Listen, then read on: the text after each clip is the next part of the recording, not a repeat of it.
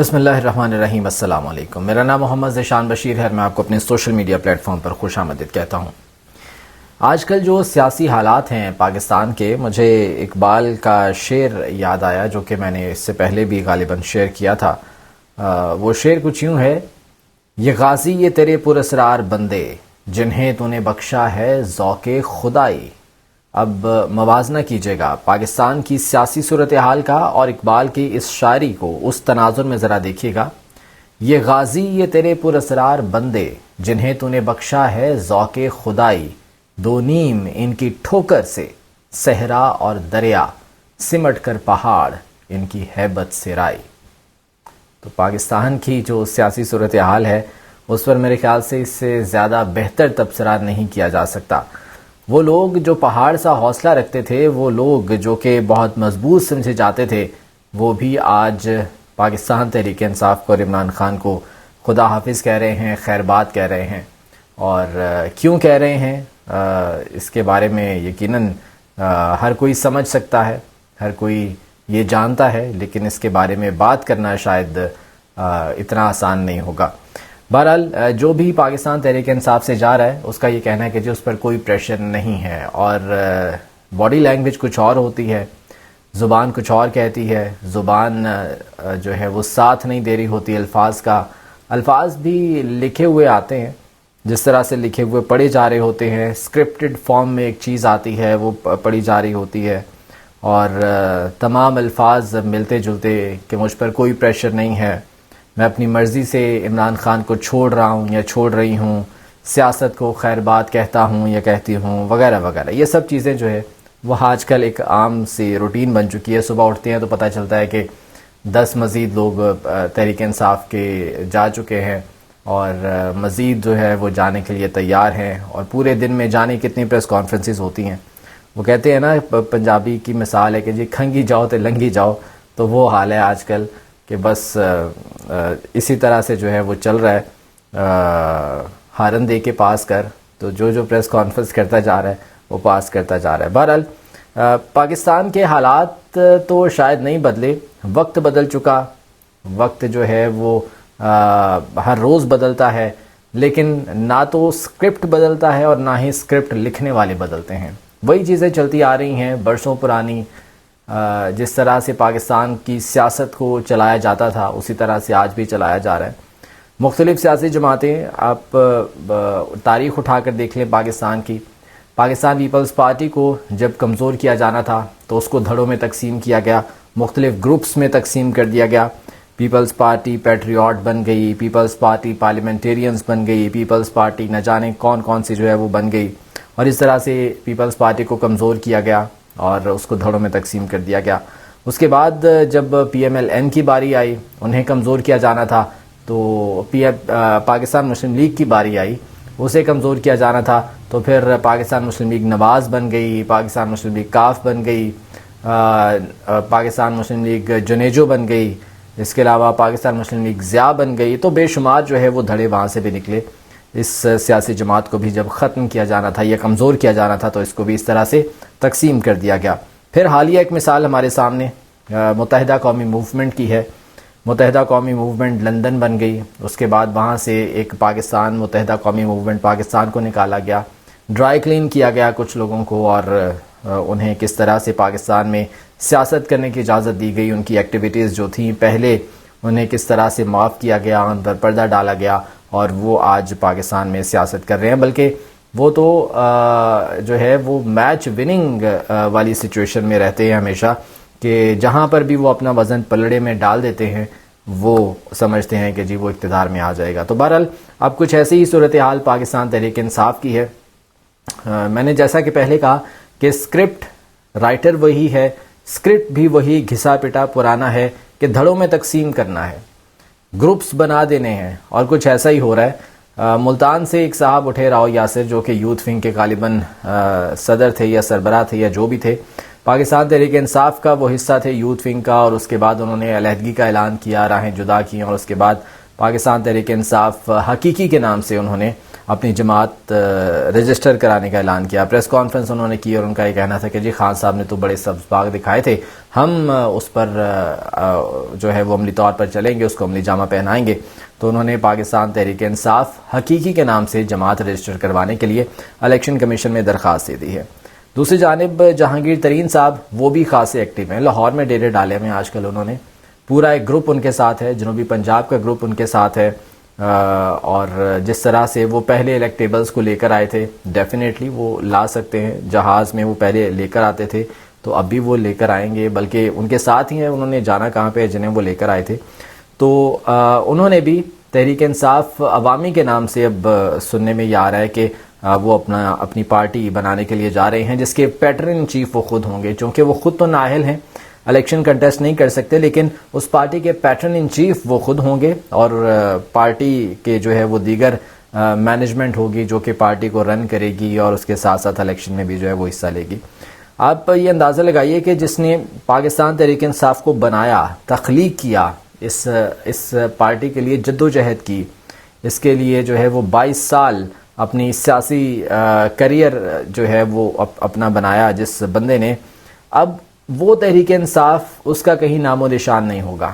اب کوئی حقیقی بن جائے گی, کوئی عوامی بن جائے گی, کوئی جو ہے وہ اسی طرح سے اور جماعت اٹھ کے آ جائے گی تحریک انصاف کے اندر سے ہی, اور وہ اپنی سیاست کریں گے جس طرح سے یہ سب لوگوں کو وہاں سے علیحدہ کیا جا رہا ہے, سب لوگ جو ہے وہ چھوڑ کر جا رہے ہیں. اچھا, اب بہت سے ایسے لوگ ہیں جن کے جانے سے شاید پارٹی کو کوئی فرق نہ پڑے, لیکن کچھ ایسے بھی ہیں کہ جن کے جانے سے پارٹی کو ایک بہت بڑا دھچکا لگا ہے. ڈاکٹر شیری مزاری کا نام اس میں ہے.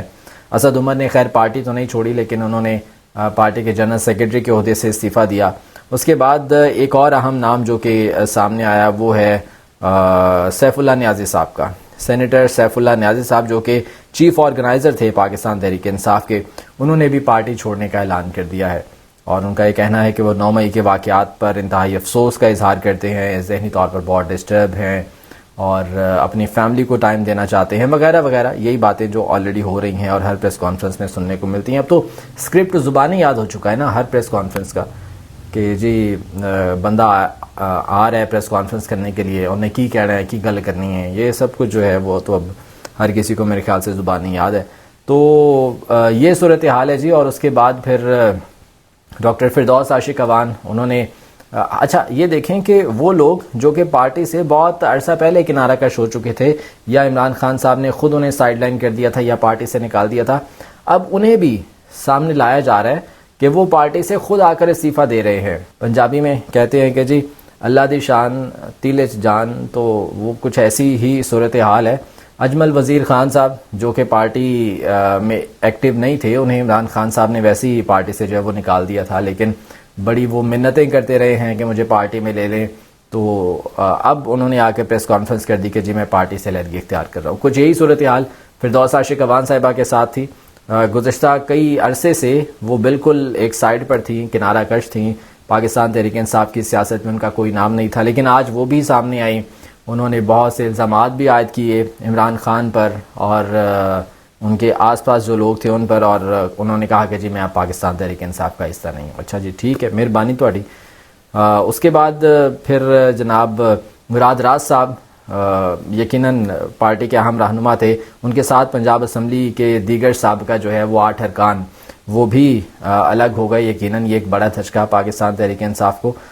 تو یہ تمام لوگ پارٹی سے الگ ہو کر جا رہے ہیں یا الگ کیے جا رہے ہیں جو بھی ہے, لیکن بہرحال یہ سیاست سے بھی کنارہ کشی اختیار کر رہے ہیں. جو بھی یہ کہتا ہے کہ میں تحریک انصاف کو چھوڑ رہا ہوں, عمران خان کو چھوڑ رہا ہوں, ساتھ میں وہ یہ کہتا ہے کہ میں تحریک انصاف بھی چھوڑ رہا ہوں.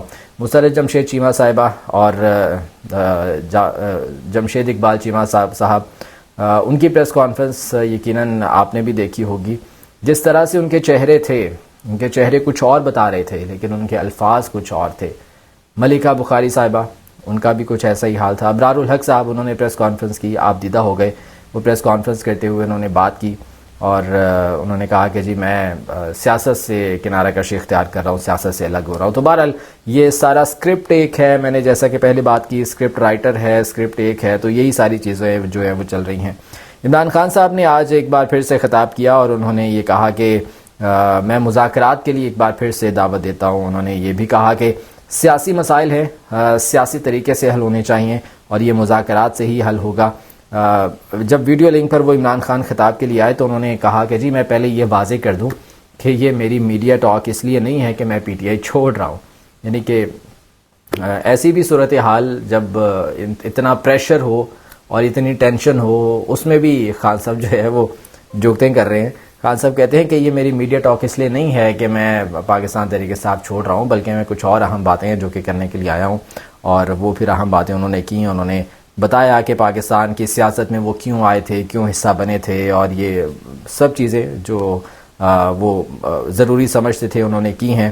اور اس کے ساتھ ساتھ انہوں نے ایک بار پھر سے مذمت کی 9 مئی کے واقعات کی۔ ان کا یہ کہنا تھا کہ میں نے کبھی اپنے کارکنوں کو یہ ترغیب نہیں دی، نہ ہی کبھی انہیں یہ کہا کہ اس طرح کا جلاؤ گھراؤ کرنا ہے، اس طرح کے پرتشدد سیاست کا میں نے کبھی نہیں کہا۔ ہمیشہ پرامن رہنے کا کہا اور ہمیشہ پرامن طریقے سے احتجاج کرنے کا کہا، اور آج بھی اسی پر قائم ہوں۔ ساتھ میں یہ بھی کہا کہ اگر پاکستان تحریک انصاف کے لوگ اس جلاؤ گھراؤ میں ملوث ہیں تو مجھے بتائیں، میں خود انہیں پکڑوانے میں مدد کروں گا۔ یہ خان صاحب خود جو ہے وہ آفر کر رہے ہیں، اور اس کے ساتھ ساتھ ایک بار پھر سے انہوں نے مذاکرات کی دعوت دی، بات چیت کی دعوت دی کہ آئیں بات چیت کریں تاکہ مسائل جو ہیں وہ حل ہو سکے۔ تو یہ صورتحال رہی۔ دوسری جانب وزیر صحت عبدالقادر پٹیل، جنہیں وزیر صحت کہتے ہوئے بھی ہنسی آتی ہے، عبدالقادر پٹیل صاحب وہ آئے جناب میڈیا پر اور عمران خان صاحب کی کچھ رپورٹس وہ لے کر آئے۔ سب سے پہلا سوال تو یہ ہے رپورٹس میں کیا ہے کیا نہیں، یہ بات تو ہم کرتے ہیں۔ سب سے پہلا سوال تو یہ ہے کہ نیب حراست میں تھے عمران خان صاحب جب ان کے یہ ٹیسٹ کیے گئے تھے، یہ سیمپلز لیے گئے تھے، تو یہ تو کانفیڈینشیل ہوتا ہے، اس طرح کے رپورٹس کانفیڈینشیل ہوتی ہیں۔ یہ بہت بڑا سوالیہ نشان ہے کہ نیب سے کیسے جو ہے یہ رپورٹس باہر آ گئی۔ پیمز کے ڈاکٹرز کا 5 رکنی میڈیکل بورڈ تھا، اس نے رپورٹ بنا کر ڈیفینیٹلی نیب کو دی ہوگی، اور نیب سے یہ رپورٹ کیسے باہر آ گئی، بہت بڑا سوالیہ نشان ہے۔ پوچھا جانا چاہیے یہ وفاقی وزیر عبدالقادر پٹیل صاحب سے کہ جی، اور پھر اوپر سے وہ یہ کہتے ہیں کہ جمہوری حکومت میں ہر دستاویز پبلک دستاویز ہوتی ہے۔ بھائی کیسے ہوتی ہے؟ ایک شخص ہی کانفیڈینشیل، وہ حسن نواز صاحب کی تصویر جو ہے وہ لیک آؤٹ ہو گئی تھی انویسٹیگیشنز کے دوران، جانے وہ کیسے لیک آؤٹ ہوئی تھی۔ وہ بیٹھے ہوئے تھے کرسی پر اور ان کی وہ تصویر جو ہے وہ سوشل میڈیا پر آؤٹ ہو گئی، بڑا اس پر جو ہے وہ ہلہ مچا دیا گیا کہ جی یہ کیا ہو گیا، قیامت آ گئی، تصویر لیک آؤٹ ہو گئی، انٹروگیشن میں بیٹھے ہیں، انویسٹیگیشن میں بیٹھے ہیں، ایسے کیسے ہو سکتا ہے کہ تصویر لیک آؤٹ ہو گئی۔ یہاں پر تو آپ میڈیکل رپورٹ لیک آؤٹ کر رہے ہیں اور پھر کہہ رہے ہیں کہ ہر دستاویز پبلک دستاویز ہوتی ہے، یہ کانفیڈینشیل ہوتی ہے، نیب سے پوچھا جانا چاہیے۔ یہ وفاقی وزیر سے سوال بنتا ہے کہ جی آپ کیسے یہ رپورٹ لے کر آئے اور میڈیا کے سامنے بیٹھ کر آپ یہ تمام چیزیں کر رہے ہیں۔ اچھا، پھر وہ کہتے ہیں کہ جی عمران خان صاحب کی ٹانگ میں کسی قسم کا کوئی فریکچر نہیں تھا، 5 سے 6 ماہ پلستر لگا رہا، گوشت میں کوئی چوٹ آ جائے تو کسی کو پلستر کرتے نہیں دیکھا، وغیرہ وغیرہ، یہ ساری باتیں جو ہے وہ کرتے رہے ہیں۔ اس کے علاوہ انہوں نے بتایا کہ جب نیب حراست میں تھے عمران خان صاحب تو اس وقت ان کے پیشاب کے نمونے بھی لیے گئے تھے، اور جو انیشل رپورٹس آئی ہیں اس میں ٹاکسک چیزیں جن میں شراب ہے، کوکین ہے، ان کا استعمال جو ہے وہ سامنے آیا ہے۔ تو اس کے علاوہ وہ کہتے ہیں کہ ذہنی حالت پر ان کی شک ہے، عمران خان صاحب کی ذہنی حالت پر۔ بھائی بندہ پہلے پوچھے کہ آپ نے یورین سیمپل لیا تھا، اس سے آپ نے دماغی حالت کا اندازہ لگا لیا، وہ کیسے لگا لیا؟ اچھا جی ٹھیک ہے، آپ نے جو انیشل رپورٹس حاصل کی ہیں اور پھر آپ یہ کہہ رہے ہیں کہ جی عمران خان صاحب کی دماغی حالت ٹھیک نہیں ہے۔ یہ دماغی حالت اگر ٹھیک نہیں ہے تو آپ ٹھیک ہے، آپ اس کو جو ہے وہ باقاعدہ طور پر ایک ایفیڈیوٹ بنا کے ایک ڈاکومنٹ کی شکل میں آپ لے کر آئیں، سامنے لے کر آئیں، اور عدالت میں یہ جاتا ہے تو پھر عمران خان صاحب کے جتنے بھی کیسز ہیں انہیں اس میں امیونٹی حاصل ہو جائے گی، انہیں استثناء مل جائے گا۔ کیوں؟ کیونکہ ان کی دماغی حالت ٹھیک نہیں ہے۔ یہ وفاقی وزیر عبدالقادر پٹیل، جو کہ کہیں سے بھی وفاقی وزیر نہیں لگتے، انہوں نے یہ بہت بڑا بلنڈر کر دیا ہے۔ اگر یہ سمجھے تو بہت بڑا بلنڈر ہے۔ اگر یہ ڈاکومنٹڈ شکل میں رپورٹس اگر عدالت میں جمع کروا دی جائیں تو پھر تو کوئی کارروائی نہیں بنتی عمران خان صاحب کے خلاف، چاہے وہ ملٹری ایکٹ ہو، چاہے وہ جو بھی ہو، انسداد دہشت گردی کی عدالت میں ہو، پھر تو انہیں امیونٹی مل جائے گی، پھر تو انہیں استثناء مل جائے گا کہ جی خان صاحب کی تو دماغی حالت ٹھیک نہیں ہے، ان کی تو جو ہے وہ کسی ڈاکٹر کی ضرورت ہے، دماغ کے کسی ڈاکٹر کی ان کو ضرورت ہے، علاج کی ضرورت ہے، ان پر تو کیس چل ہی نہیں سکتا پھر۔ تو یہ بہت بڑا بلنڈر ہے جو کہ وفاقی وزیر صاحب کر رہے ہیں. شاید آنے والے دنوں میں اس کا احساس انہیں ہو جائے. تو یہ تمام تر باتیں. اور پھر کہتے ہیں کہ جی عمران خان کی میڈیکل رپورٹ پبلک ڈاکومنٹ ہے, اسے شائع کیا جائے گا. عمران خان کی تفصیلی میڈیکل رپورٹ آئے گی تو پھر پولیس کو بھجوائیں گے. ابھی تفصیلی میڈیکل رپورٹ نہیں آئی لیکن پریس کانفرنس کرنے کے لیے آ گئے عبدالقادر پٹیل صاحب, اور باقاعدہ طور پر انہوں نے اس پر تمام تر چیزیں بتا بھی دی ہیں. جیسے وہ خود ڈاکٹر ہے, وہ میڈیکل رپورٹ جو ہے وہ ڈاکٹر دیکھ کر بتاتے ہیں کہ جی فلاں فلاں بیماری ہے, آپ کو یہ ہے, اس کا یہ علاج ہو. تو عبدالقادر پٹیل صاحب نے وہ اپنے سامنے رکھی اور وہ دیکھ کر انہوں نے جج بھی کر لیا اور بتا بھی دیا. جو کہ ورڈ صحیح طور پر نہیں بول پا رہے تھے, ان اپروپریٹ, وہ انہوں نے 2-3 دفعہ کوشش کی یہ ورڈ بولنے کی لیکن وہ خیر بول نہیں پائے. شاید ان کی جو ہے وہ زبان کا کوئی مسئلہ تھا یا کیا مسئلہ تھا. لیکن بہرحال یہ ایک بہت بڑا سوالیہ نشان ہے کہ کیسے وفاقی وزیر ایک انتہائی کانفیڈینشیل ڈاکومنٹ سامنے لا سکتا ہے, اور اگر لے آیا ہے تو پھر عمران خان صاحب کو اس پر جو ہے وہ امیونٹی ملے گی. تو یہ بہرحال اس وقت کی صورتحال ہے. اب دیکھنا یہ ہے کہ عمران خان صاحب کے حوالے سے مزید کیا پالیسی اپنائی جاتی ہے. تنہا تو انہیں کرنے کی بھرپور کوشش کی جا رہی ہے, لیکن الیکشنز جب بھی ہوں گے, اب پاکستان میں پتہ نہیں ہوتے ہیں کہ نہیں ہوتے, لیکن جب بھی ہوں گے اب ووٹ جو ہے وہ 2 حصوں میں تقسیم ہو چکا ہے. اتنی پولرائزیشن ہے کہ 2 حصوں میں ووٹ تقسیم ہو چکا ہے. اب کسی پارٹی کا ووٹ نہیں ہے, اب ووٹ ہے اینٹی عمران اور ووٹ ہے پرو عمران. یا تو ووٹ پڑے گا اینٹی عمران یا پرو عمران. اب کسی پارٹی کو ووٹ نہیں پڑے گا. یہ جو پی ڈی ایم ہے, یہ جتنی جماعتیں ہیں, یہ ساری ایک سائڈ پر رہیں گی. اب بے شک اکٹھی ہو کے لڑ لیں, لیکن پاکستان تحریک انصاف عمران خان ہے, عمران خان ہی پاکستان تحریک انصاف ہے. وہ جو کہتے تھے نا کسی زمانے میں بھٹو کے لیے کہ بھٹو اگر کسی کھمبے کو بھی ٹکٹ دے گا تو ووٹ اس کو پڑیں گے, تو آج عمران خان صاحب کے بارے میں یہ بات صادق آتی ہے. عمران خان صاحب اگر آج جس کو بھی ٹکٹ دیں گے تو ووٹ پڑے گا اس کو, ڈیفینیٹلی پڑے گا. اور جتنی نفرت اس سوسائٹی میں بھر دی گئی ہے, جتنی پولرائزیشن کر دی گئی ہے, اب ووٹ یا تو اینٹی عمران ہوگا یا پرو عمران ہوگا. ان کیس عمران خان صاحب کو جو ہے وہ خدا نہ خواستہ مار نہیں دیا جاتا, یا انہیں جو ہے وہ نااہل نہیں کر دیا جاتا, یا انہیں جو ہے وہ ملک سے نکال نہیں دیا جاتا. یہ بھی کوشش کی جا رہی ہے کہ وہ کسی طرح سے ملک سے باہر چلے جائیں, لیکن عمران خان صاحب نے یہ کہا ہے کہ یہ میرا ملک ہے, میں یہاں پر رہوں گا. میرے نہ تو باہر کوئی بینک اکاؤنٹس ہے, نہ کوئی کاروبار ہے. میں نے پاکستان کے لیے جدوجہد کی ہے, پاکستان میں رہوں گا اور اسی مٹی میں دفن ہوں گا. تو یہ عمران خان صاحب کا جو ہے وہ عزم انہوں نے جس کا اظہار کیا ہے. تو بہرحال اب دیکھنا ہے کہ الیکشنز میں کس طرح سے یہ تمام جماعتیں عمران خان کا مقابلہ کرتی ہیں, کیونکہ اتنا آسان نہیں ہوگا. عمران خان جتنا مضبوط ہو چکا ہے, جتنا پاپولر ہو چکا ہے, جتنا صرف آپ کی غلطیوں کی وجہ سے, پی ڈی ایم کی غلطیوں کی وجہ سے عمران خان اس وقت سرایت کر چکا ہے سوسائٹی میں. بچہ اس وقت عمران خان, بے شک وہ عمران خان سے محبت کا جو ہے وہ واضح اظہار نہ کر سکے. جو حالات اس وقت چل رہے ہیں, جس طرح سے لوگوں کو جو ہے وہ پھنسایا جا رہا ہے مختلف کیسز میں, اور جس طرح سے گرفتار کیا جا رہا ہے, تو بے شک وہ نہ کریں. لیکن بہرحال آپ الیکشن کروائیں, آج کروائیں, کل کروائیں, پرسوں کروائیں, مہینے بعد, 6 مہینے بعد کروا لیں الیکشن. ووٹ عمران خان کا ہوگا. عمران خان جس کو بھی کھڑا کرے گا ووٹ اس کو پڑے گا. اجازت دیجیے, اللہ نے کے بعد.